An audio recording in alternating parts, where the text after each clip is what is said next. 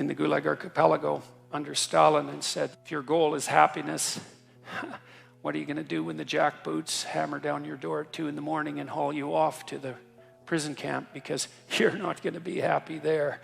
And happiness is a boat that's easily capsized, and the waves are always there. And so if your philosophy is one of, say, impulsive happiness, same sort of thing Dostoevsky was pointing at, and Kierkegaard, then you're not prepared when all hell breaks loose. And all hell, it will absolutely 100% break through at some point in your life. And you're lucky if it won't be decades. It'll certainly be some of it, and it might be a lot of it. And for some of you, it's going to be damn near the whole thing.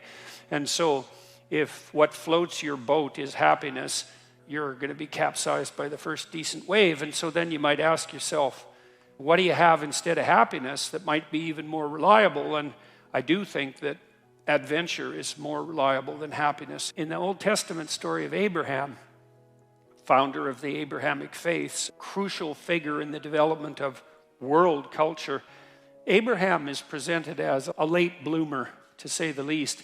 He's 83. People lived longer back then, at least so the story goes.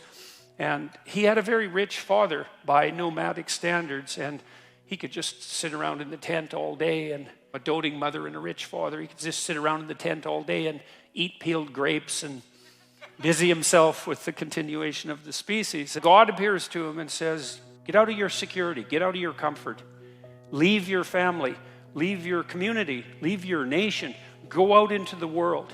It's a very interesting story. It's very interesting to contemplate it from both a psychological and a religious perspective, because what God is presented as in that book, which is a crucial book for the world culture, is God is presented as the manifestation of the Spirit that calls even the too secure and pampered to adventure. And then Abraham has a pretty rough time when he goes out and has adventure. It's not all Skittles and roses from then on in.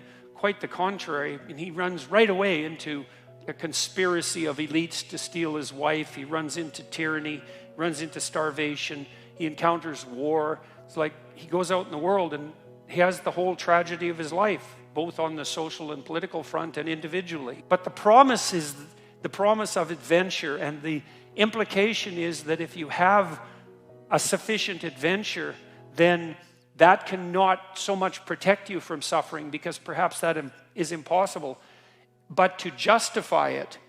And because you know this in your own life, when you look at your life, you might look back on travails that you've undertaken, and they've done end-of-life surveys with people and asked them what they regret. And people don't regret what they did that didn't work.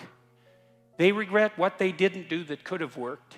They regret the chances they didn't take. And you know, even if you do an evaluation of your biography, one of the things that you want to be able to say to yourself is something like, maybe there's nothing better you can say to yourself than this. You can think about this for yourself and see if it's true. That was extraordinarily difficult, but it was worth it. And it's not like you can have one of those without the other, because you can't imagine that you could have some confidence in what you've managed to accomplish, the kind of confidence that would instill you with a certain genuine sense of self-regard despite your fundamental inadequacy.